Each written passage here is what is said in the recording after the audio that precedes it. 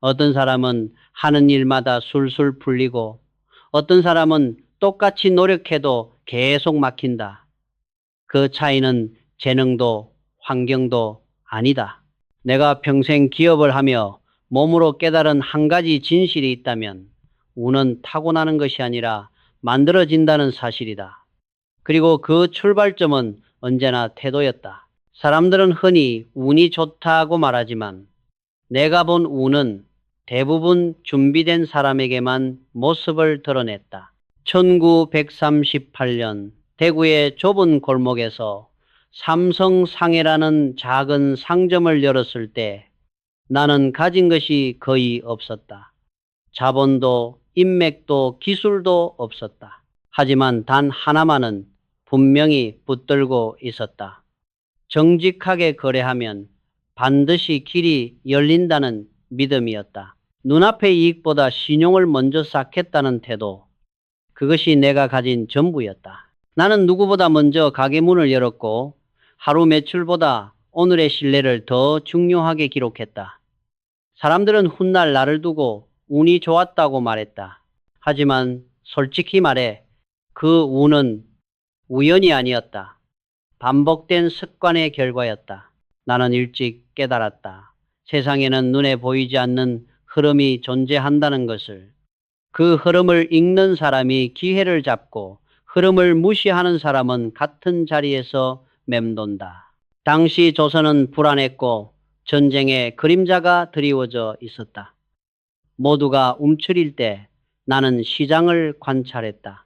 쌀값이 오르기 전에 미세한 움직임, 상인들의 표정 변화, 손님들의 말투 하나까지 놓치지 않았다. 새벽 5시면 시장 골목을 걸으며 바람의 방향과 하늘의 빛을 살폈다. 그 사소한 신호들이 내게는 나침반이었다. 사람들은 종종 묻곤 했다. 어떻게 그렇게 타이밍이 정확했느냐고. 나는 웃으며 대답했다. 타이밍은 예언이 아니라 관찰의 결과라고. 운이란 억지로 붙잡는 것이 아니라 이미 흐르고 있는 물결에 몸을 맞추는 기술이었다. 비가 오면 우산을 팔고 햇살이 강하면 모자를 준비하는 것처럼 단순한 원리다. 그러나 대부분의 사람들은 비가 오기 전에 포기하고 햇살이 비치면 이미 늦었다고 두려워한다. 나는 거래가 끝날 때마다 장부의 숫자만 적지 않았다. 그날 시장의 분위기, 사람들의 감정, 나 자신의 판단까지 한 줄로 남겼다. 이 기록이 쌓이자 흐름이 보이기 시작했다. 어느 해 농산물 값이 폭락했을 때도 마찬가지였다. 모두가 손해를 보며 등을 돌릴 때 나는 이미 방향을 알고 있었다. 남들이 버리던 재고를 사들였고 흐름이 바뀌자 물량을 풀었다. 그해 최고의 이익을 냈다. 사람들은 다시 말했다. 역시 운이 좋다고. 그러나 나는 안다. 그것은 운이 아니라 준비였다. 오늘날 우리는 데이터를 말한다. 통계와 분석, 알고리즘을 이야기한다. 하지만 본질은 변하지 않았다. 하루의 기분, 반복되는 실수, 자주 흔들리는 순간들, 그 모든 것이 이미 신호다.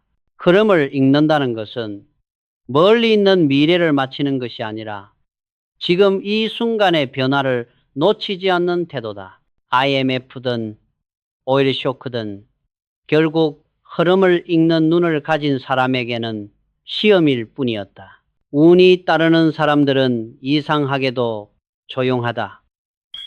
조급해하지 않고 소리치지 않는다. 기다릴 줄 알면서도 준비를 멈추지 않는다. 그 준비가 어느 날 기회의 문을 연다. 사업이든 인생이든 흐름을 거스르면 늘 지치지만 흐름 안에서 방향을 잡으면 여유가 생긴다. 그들은 남보다 빨리 가는 것이 아니라 정확히 간다. 이제 당신에게 묻고 싶다. 당신은 자신의 하루 흐름을 읽어본 적이 있는가? 오늘 가장 기뻤던 순간과 가장 무거웠던 순간을 떠올려 보라. 그 차이 속에 당신 인생의 바람이 숨어 있다. 운을 키우고 싶다면 먼저 세상의 흐름을 느끼고 동시에 자기 안의 흐름을 읽어야 한다. 그 두 가지가 만나는 지점에서 비로소 운은 움직이기 시작한다. 이것이 내가 평생 지켜온 첫 번째 원칙이다. 흐름을 읽고 그 흐름에 몸을 맡겨라. 세상에는 이상하게도 복이 따라다니는 사람이 있다. 가까이서 지켜보면 그들은 특별한 재능을 가진 것도 항상 유리한 조건에 있는 것도 아니다. 단 하나 분명한 공통점이 있다. 그들은 먼저 준다. 나는 평생 사업을 하며 이 단순한 진리를 수없이 확인했다.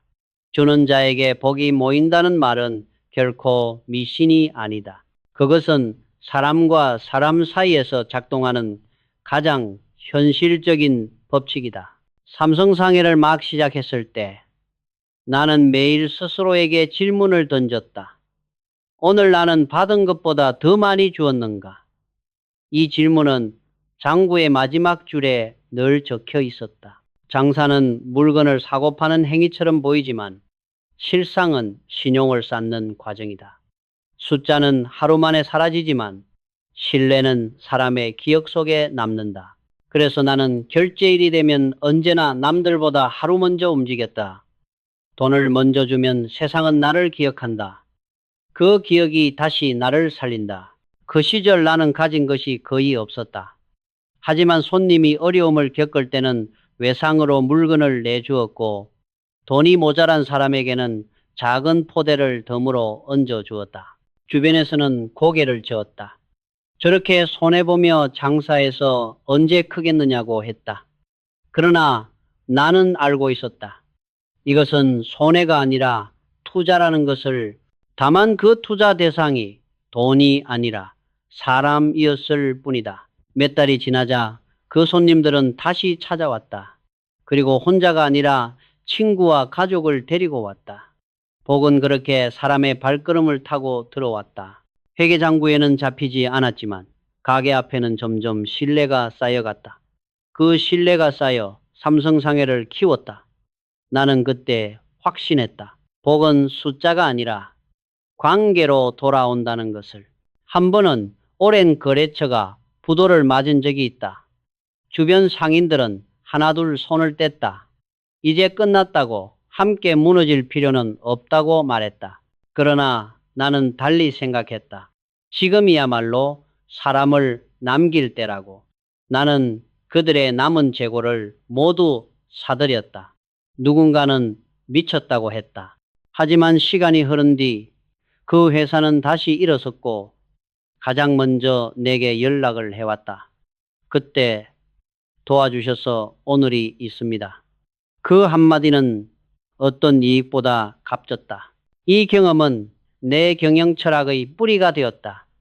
돈은 돌고 돌지만 신용은 쌓여 남는다. 남에게 먼저 주는 마음은 잠시 비워지는 것 같아도 결국 더 큰 물결로 돌아온다. 삼성을 키우며 이 원칙은 더 분명해졌다. 초기 공장에서 내가 가장 먼저 챙긴 것은 최신 기계가 아니라 직원들의 식사였다. 사람이 굶으면 어떤 시스템도 돌아가지 않는다. 그래서 나는 점심시간마다 식당을 돌며 직원들이 제대로 먹고 있는지 직접 확인했다. 그 작은 행동이 조직의 분위기를 바꾸었다.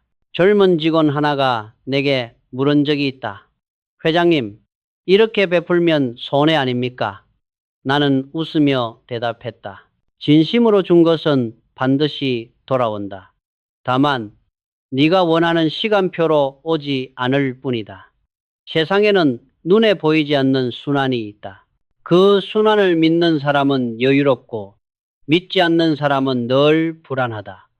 운이 따르는 사람은 이 순환을 안다. 그래서 조급해하지 않고 먼저 준다. 나는 지금도 스스로에게 묻는다. 오늘 나는 누군가에게 무엇을 주었는가? 돈이 아니어도 좋다. 시간일 수도 있고 신뢰일 수도 있고 따뜻한 말 한마디일 수도 있다. 그 질문이 내 인생의 나침반이었다. 결국 기업도 사람도 주는 만큼 성장한다. 주는 손은 약해 보이지만 세상에서 가장 강한 손이다. 그 손이 움직일 때 우는 소리 없이 당신 곁으로 다가온다. 사람은 하루에도 수천 마디의 말을 한다. 그런데 대부분은 그 말이 자신의 운명을 어떻게 움직이는지 깊이 생각하지 않는다. 나는 평생 사람을 보며 한 가지를 확신하게 되었다. 말에는 운을 부르는 힘이 있다는 것이다. 한 사람이 반복해서 사용하는 말 속에는 그 사람의 사고방식과 미래가 고스란히 담겨 있다. 늘 안 된다, 어렵다, 원래 그래 라는 말을 입에 달고 사는 사람을 많이 보았다. 그런 사람들은 결국 그 말이 가두는 범위 안에서만 산다. 반대로 어떤 상황에서도 방법은 있다, 해보자, 길은 반드시 나온다 라고 말하는 사람은 끝내 길을 만들어낸다. 이건 단순한 긍정사고가 아니다. 말이 생각을 바꾸고 생각이 행동을 바꾸며 행동이 결과를 끌어오는 실제 과정이다. 1960년대 초 삼성 방직 공장에서 한 엔지니어가 공정 개선에 실패하고 크게 낙심해 있었다. 그는 내 앞에서 이렇게 말했다. 회장님, 이건 불가능합니다. 그 순간 나는 단호하게 말했다. 그 말은 이 회사에서 쓰지 말게. 불가능이라는 단어는 문제를 해결하기 전에 이미 문을 닫아버린다. 대신 나는 이렇게 요구했다. 어떻게 하면 가능해질지 말해보게. 그날 이후 공장 안에서 불가능이라는 말은 사라졌다. 대신 다시 해보자, 조금만 더 확인하자라는 말이 늘어났다. 놀라운 변화는 그 다음에 일어났다. 분위기가 바뀌자 사고가 바뀌었고, 사고가 바뀌자 행동이 달라졌다. 그리고 불과 몇 달 뒤 문제의 공정은 완전히 개선되었다. 그때 나는 깨달았다. 조직의 운명은 전략 이전에 언어에서 시작된다는 사실을. 말은 단순한 소리가 아니라 조직 전체에 퍼지는 공기다. 공기가 탁하면 아무리 좋은 장비가 있어도 숨쉬기 어렵다. 나는 임원회의 때마다 자주 말했다. 언어의 수준이 곧 회사의 수준이다. 부정적인 언어는 회사를 무겁게 만들고 건설적인 언어는 회사를 앞으로 나아가게 한다. 1970년대 일본의 기술력은 우리보다 훨씬 앞서 있었다. 주변에서는 우리가 어떻게 일본을 따라잡느냐는 말이 자연스럽게 나왔다. 그러나 나는 그 질문 자체가 잘못되었다고 보았다. 따라잡을 수 없다고 말하는 순간 이미 패배를 인정한 셈이기 때문이다. 그래서 나는 모든 회의의 시작을 바꾸었다. 우리는 반드시 해낼 수 있다. 아직 방법을 모를 뿐이다. 이 한 문장이 조직의 공기를 바꾸었다. 두려움 대신 도전의 언어가 돌기 시작했고, 엔지니어들은 불가능을 지연된 가능성이라고 부르기 시작했다. 말 하나가 조직의 사고방식을 바꾸고 사고방식이 결국 현실을 바꿨다. 이 원리는 개인에게도 똑같이 적용된다. 우리는 가장 많은 말을 남이 아니라 스스로에게 한다. 아침에 눈을 뜨며 어떤 말을 건네는가? 또 힘든 하루가 시작이네 라고 말하는 사람과 오늘은 어제보다 나아질 수 있다 라고 말하는 사람의 하루는 다르게 흘러간다. 말은 스스로에게 거는 주문이자 세상에 보내는 신호다. 나는 매일 아침 스스로에게 이렇게 말했다. 오늘은 반드시 어제보다 나은 하루가 될 것이다. 단순한 문장이었지만 그 말이 나를 다시 일으켜 세웠다. 말은 숫자로 환산할 수 없지만 쌓이면 분위기가 되고 분위기는 결국 운이 된다. 나는 이것을 말의 품질 경영이라고 불렀다. 기업이 품질을 관리하듯 사람도 언어의 품질을 관리해야 한다. 지금 당신은 어떤 말을 자주 쓰는가? 혹시 스스로를 가두는 말들을 반복하고 있지는 않은가? 나는 안 된다 대신 나는 할 수 있다 라고 말해보라. 오늘 하루 긍정적인 말 5개만 의식적으로 사용해보라. 그 말들이 당신의 하루 공기를 바꾸고 그 공기가 당신의 운을 조금씩 다른 방향으로 움직이기 시작할 것이다. 말에는 분명히 운을 부르는 힘이 있다. 인생이 막히고 사업이 흔들릴 때마다 내가 되뇌었던 말이 있다. 정직은 가장 빠른 길이다. 겉으로 보면 정직은 느리고 손해를 감수하는 선택처럼 보인다. 하지만 나는 평생의 경험을 통해 확신하게 되었다. 멀리 돌아가는 것처럼 보여도 결국 가장 먼저 도착하는 사람은 정직한 사람이라는 것을 삼성을 키우는 과정에서 나는 수없이 많은 유혹과 타협의 순간을 만났다. 기술도 자본도 부족했던 시절, 작은 거짓 하나쯤은 눈 감아도 아무도 모를 것 같은 상황이 많았다. 그러나 나는 단 한 번도 그 선을 넘지 않으려 애썼다. 작은 거짓은 반드시 더 큰 거짓을 부르기 때문이다. 오늘의 타협은 내일의 습관이 되고 그 습관은 회사를 무너뜨린다. 1960년대 수원 방직 공장에서 있었던 일이다. 품질 검사팀이 조심스럽게 보고서를 가져왔다. 일부 제품에 불량이 섞여 있다는 내용이었다. 양은 많지 않았고 출하를 멈추면 큰 손해가 예상됐다. 임원들은 이렇게 말했다. 이번만 눈 감으면 됩니다. 나는 그 말에 즉시 고개를 저었다. 이번이라는 말이 가장 위험하다. 오늘 속이면 내일은 더 쉽게 속인다. 결국 우리는 전량을 회수했다.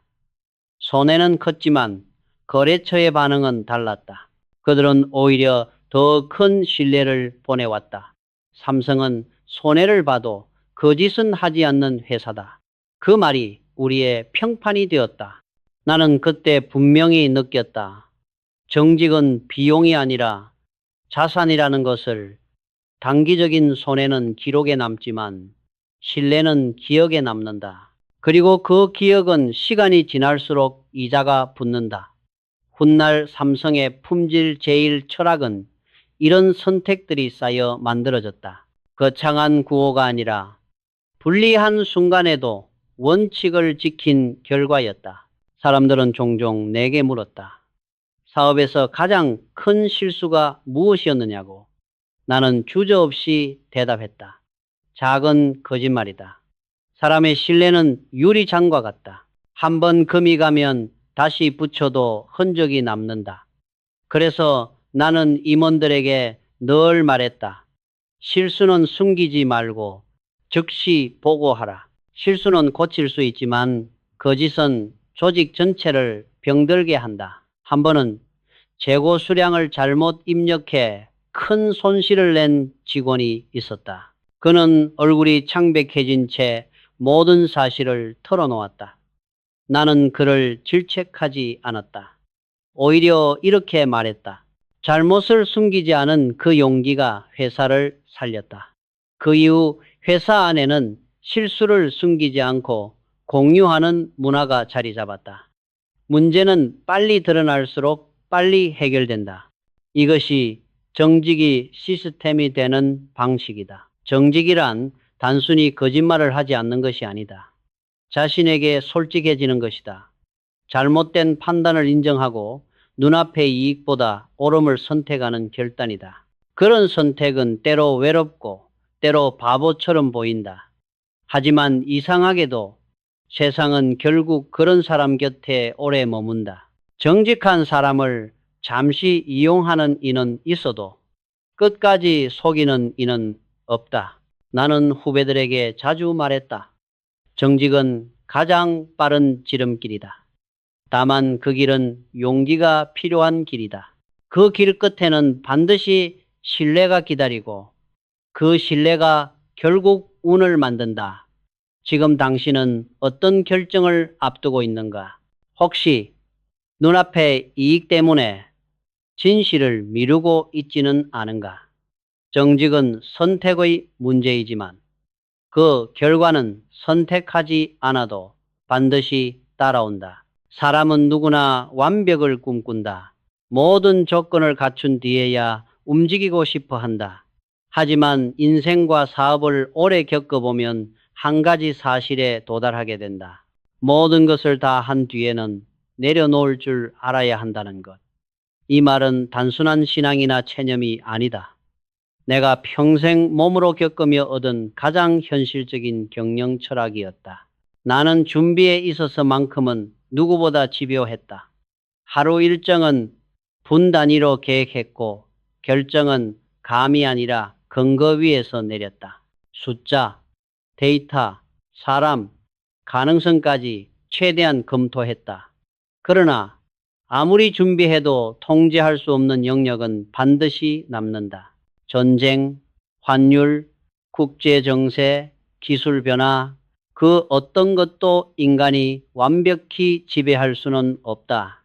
그때 필요한 것이 바로 내려놓음이었다. 삼성이 방직과 식품 사업으로 어느 정도 안정기에 접어들었을 때 나는 전혀 다른 선택을 했다. 전자산업으로의 진출이었다. 당시에는 무모해 보이는 결정이었다. 주변에서는 모두 반대했다. 회장님, 지금 사업에 집중해야 합니다. 전자는 너무 위험합니다. 그러나 내 안에서는 다른 목소리가 들렸다. 이것은 개인의 욕심이 아니라 시대의 흐름이라는 확신이었다. 우리 세대가 하지 않으면 한국의 내일은 영원히 외국 기술에 의존하게 될 것이라는 생각이 들었다. 나는 가진 것을 걸었다. 자본, 설비, 사람, 회사 전체의 상당 부분을 전자사업에 투입했다. 그러나 결과는 쉽게 나오지 않았다.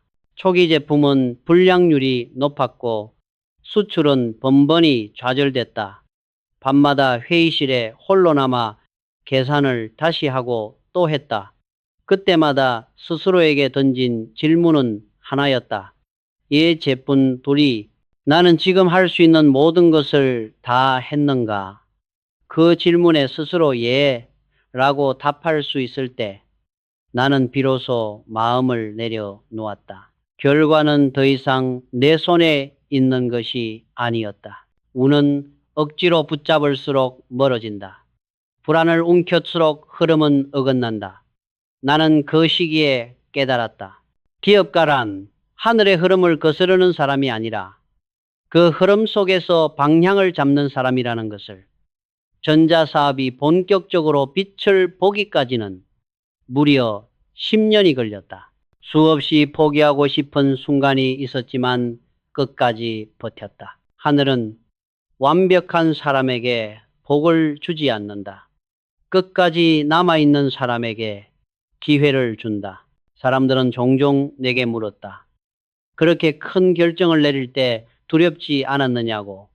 솔직히 말하면 두려웠다. 두렵지 않았다면 거짓말이다.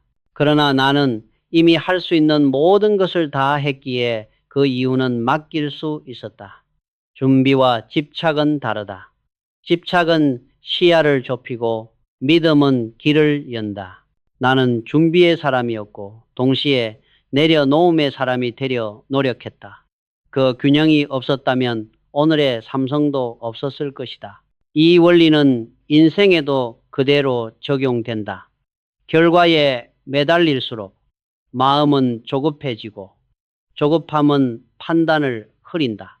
반대로 최선을 다한 뒤 내려놓을 수 있는 사람은 이상하게도 다시 기회를 만난다. 1950년대 전쟁 속에서도 1970년대 오일 쇼크 속에서도 나는 같은 장면을 보았다.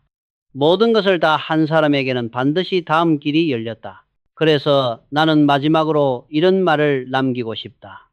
운은 어느 날 갑자기 떨어지는 별빛이 아니다. 그것은 매일의 태도와 습관 속에서 조용히 자라는 나무다. 정직하게 일하고 성실하게 사람을 대하고 흐름을 읽으며 할 수 있는 모든 것을 다 한 뒤에는 내려놓을 줄 아는 자세. 그 자세가 운을 부른다. 나는 평생 운이 좋은 사람이라는 말을 들었다. 하지만 솔직히 말하자면 그 운은 하늘에서 떨어진 것이 아니라 내가 선택한 태도에서 비롯된 것이었다. 감사로 하루를 시작하고 정직으로 판단하며 성실로 하루를 마무리하는 반복. 그 평범한 일상이 결국 내 인생을 지탱했다. 이제 이 영상을 보고 있는 당신에게 묻고 싶다. 당신은 오늘 어떤 태도로 하루를 시작했는가? 아침에 잠시 창문을 열고 하늘을 올려다보며 감사의 마음을 가져보라. 그 짧은 순간이 당신 인생의 흐름을 바꿀지도 모른다. 운은 기다리는 것이 아니다. 매일의 자세 속에서 자란다. 당신이 오늘 선택한 태도가 내일의 운을 만든다.